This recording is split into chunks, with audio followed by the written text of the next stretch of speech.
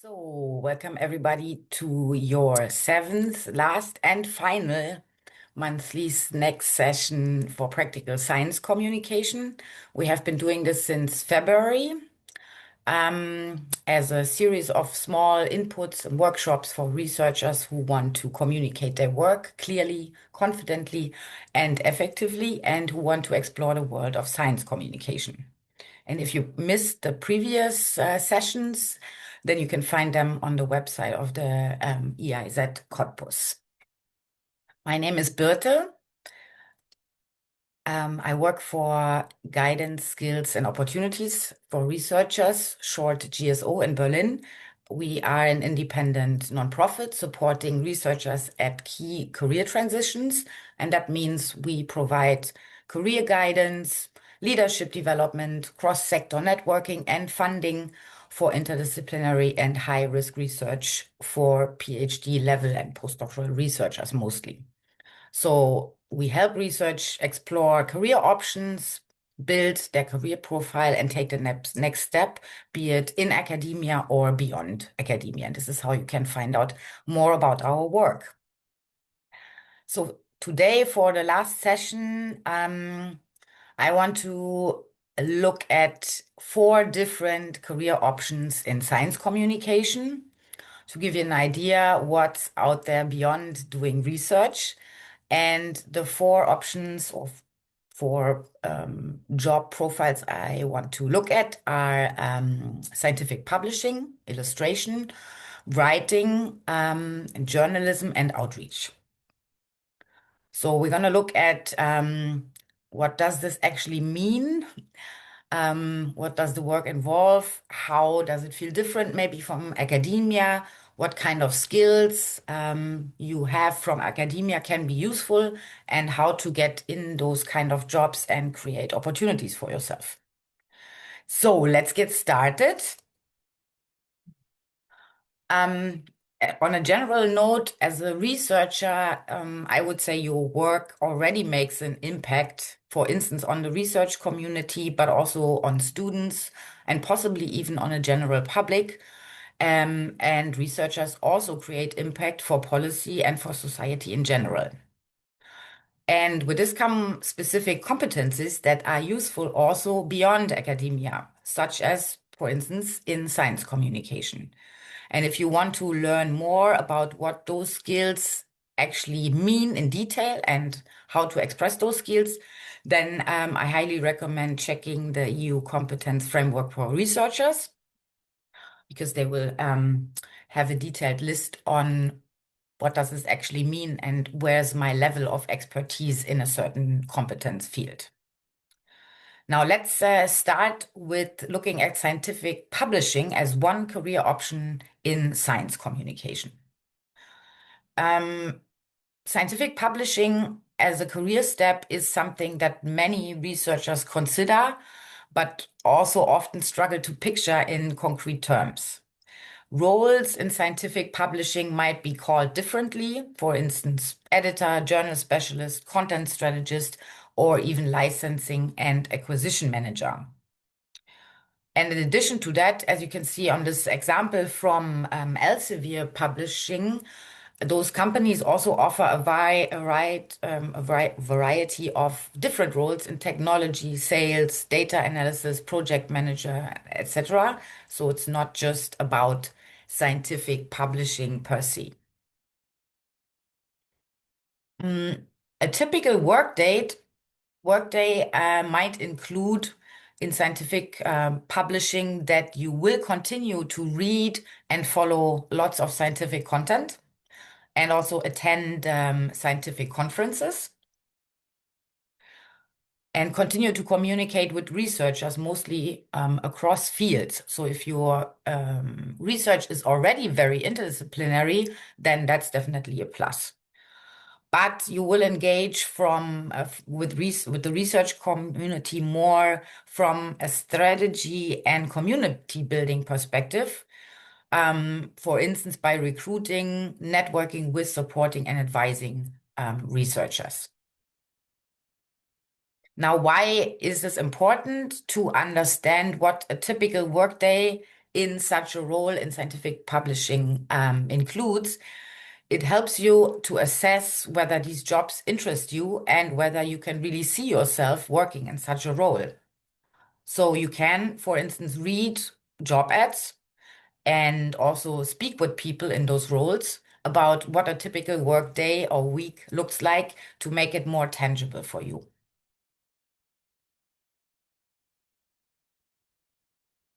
Now, you bring a lot of academic skills that are useful for a career in scientific publishing that deserve strengthening and also deserve being visibly shown.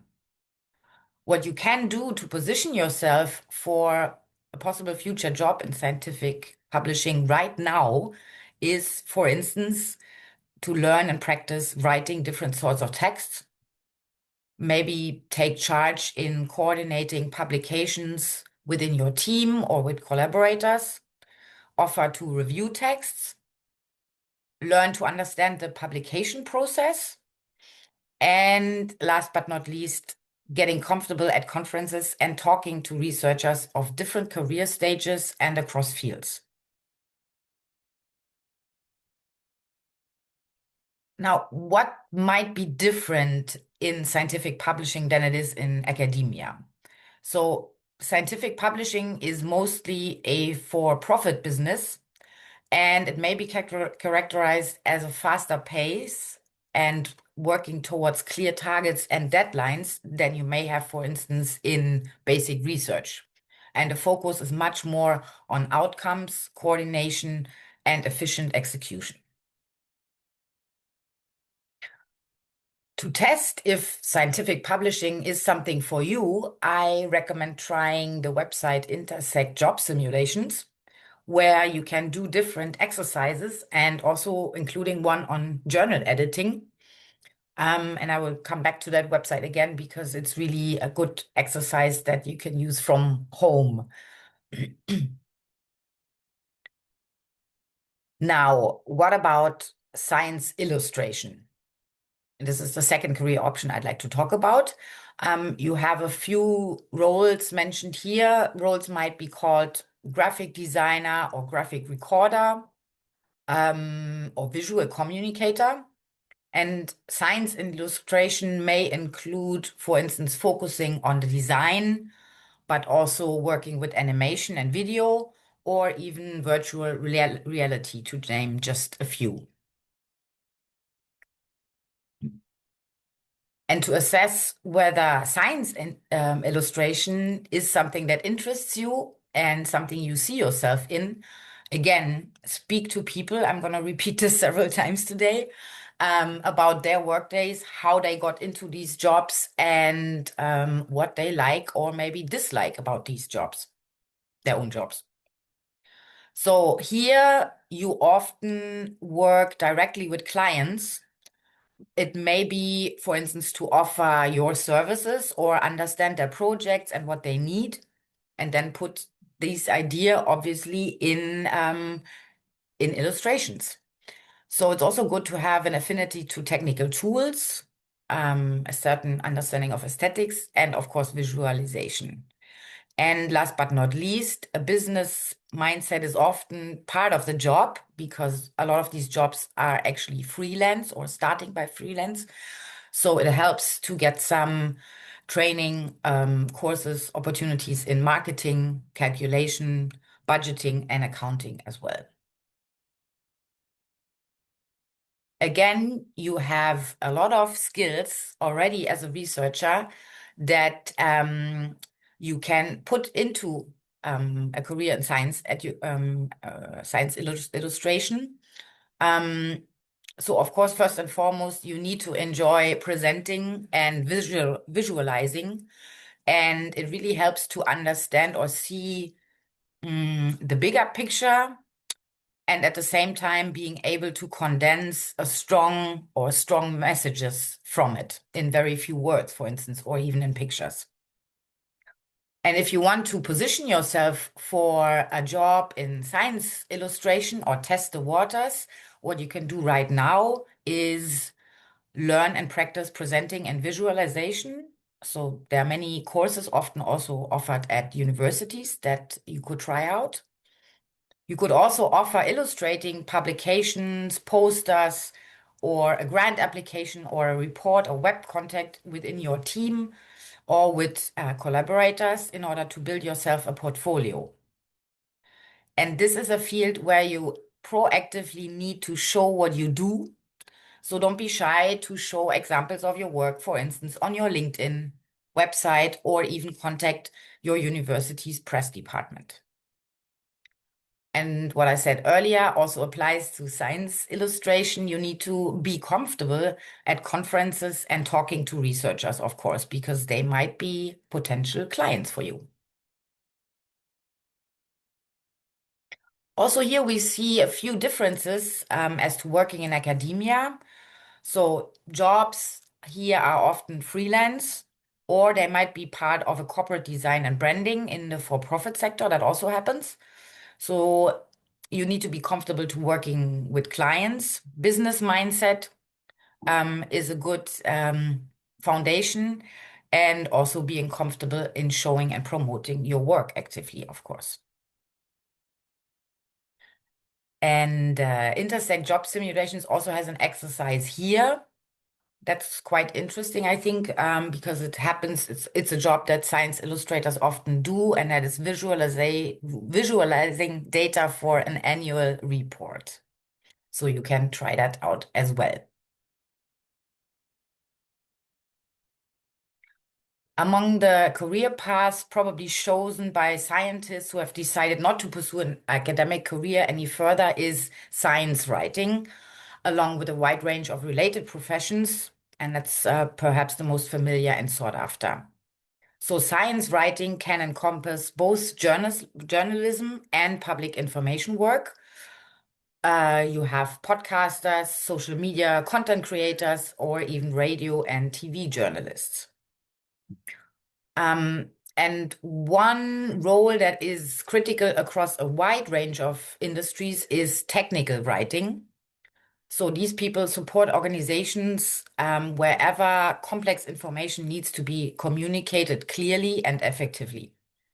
And while many associate this role with the tech sector, you can also find opportunities, for instance, in healthcare, in government, public sector, in finance, and many more. And communications or public relations specialists, what do? They craft and deliver messages that strengthen a company's image or an organization's image and connect with the audiences.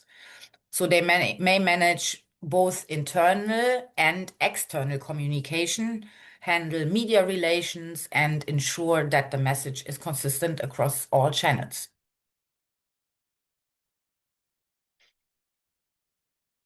Here, what your typical workday might look like is a mix of working for and by yourself, by researching and writing, but also attending a lot of events or conferences and speaking to people, asking lots of questions, and maybe sometimes also pitching your ideas on a format or a text that you would like to publish.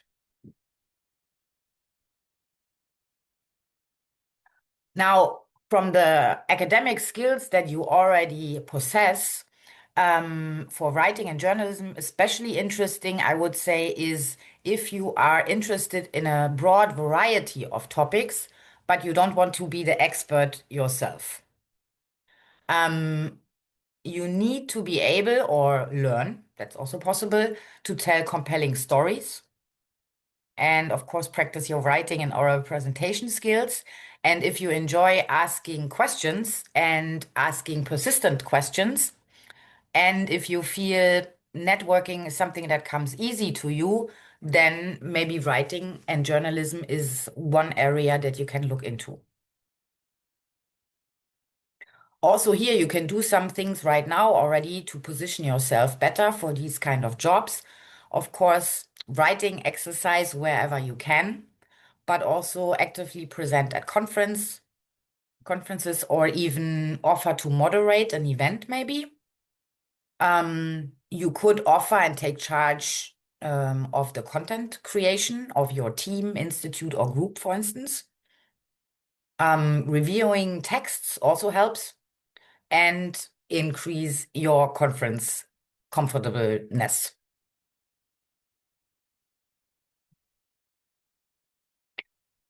Now, last but not least, for the differences, also scientific writing and journalism is often freelance and paid by piece, but there are also jobs that are part of either for-profit or non-profit organizations. What you need to be comfortable with is working on very short deadlines, especially if you look into daily journalism. With some other areas, you might have more time. And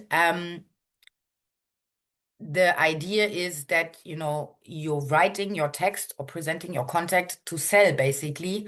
So to have a style, a compassionate, interesting style of presenting or moderating definitely helps here. What does Intersect Job Simulations offers here? It's an exercise to communicate a or several scientific findings to a general audience. So you can try this out. And now I've already come to the last, and I personally find the most interesting career options also very broad: science outreach. So this could be you working in a museum or a science center, but also maybe freelance as a tour guide. You could be working for-profit or non-profit organizations that are engaging with the public or certain communities to communicate their scientific findings, for instance. Now, here, you have also a broad mixture of tasks and responsibilities. So you might be teaching and presenting, and of course, publicly speaking, this definitely to a lot of different audiences and to smaller or bigger group of strangers. But these jobs also often come with designing and managing events, creating content, accessible content, and also evaluation. And last but not least, something you might be also already familiar with is applying for grants and funding, because educational institutions, science institutions often need additional funding. So, being comfortable in speaking in front of audiences, different audiences, for instance, school children or adults of different educational backgrounds. Being comfortable here is definitely an asset, and also breaking down complex ideas for those audiences and speaking in their language. What you could do if you want to test the waters for those kind of jobs in science outreach is, for instance, offer to present or co-organize at the Long Night of the Sciences, student days, science slams, pitches, competitions, basically every opportunity you can get to present your own research and to get feedback also from the audience. Maybe you can also take charge of content creation again within your team or with collaborators. Support event organization, maybe among students, PhDs, and postdocs. And last but not least, but very important, show what you do on your LinkedIn profile, website, etc. Now, here I would say the main difference is basically that you need to really adapt your language to the audience.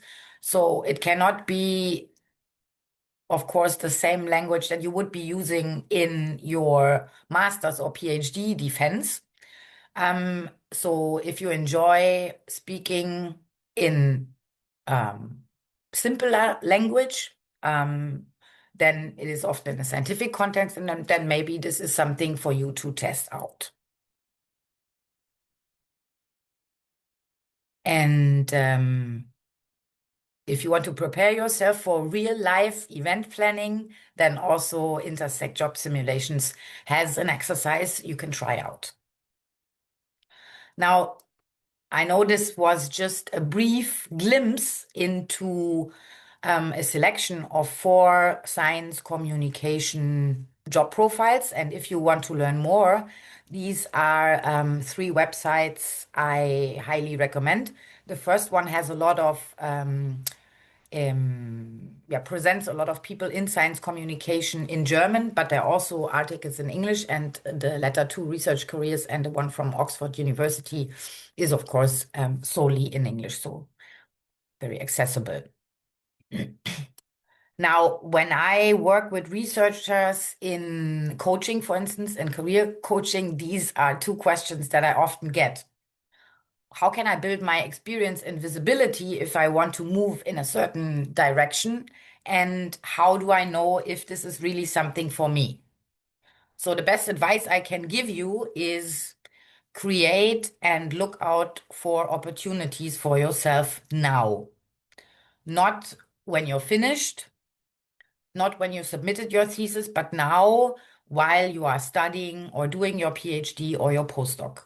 So whenever you get the chance, try to leave your bubble and get yourself out there and see what other people are doing and speak to them and make the time really, because it's your future. And not only studies, but also my experience, our experience at GSO shows that it's much easier for graduates to make the transition between academia and jobs beyond academia if they gained some experience and insights parallel to their research, because it shows that you are not hidden in an academic ivory tower. It shows your interest, your skills, of course, and it makes you much more interesting and also tangible for jobs and employers. And a few entry points, the ideas for entry points and career experiments before I come to the end and then open the floor to your questions are these. So to sum it up, create opportunities for yourself to co-organize scientific events, um, improve your writing exercises or presenting exercises, gather information by speaking to people, use the time that you have to maybe follow tutorials, learn new skills, or even take part in a science slam or some other competition, and find opportunities where you can, for instance, in an internship or a volunteering opportunity, see how it really is to work in a specific job or field of action. And last but not least, get comfortable at conferences, attend events, online or in present.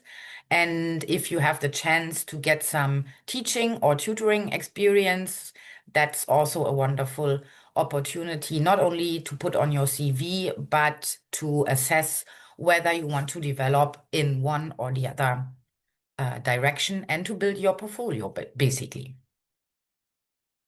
So I'm at the end of my input, and since this is also the last session, and maybe you attended more sessions before that, I'm very interested in your anonymous feedback, of course. So you can go to menti.com and use the code that you can see there. And now I'm gonna close my presentation and the recording, and then I'm opening the floor to your questions.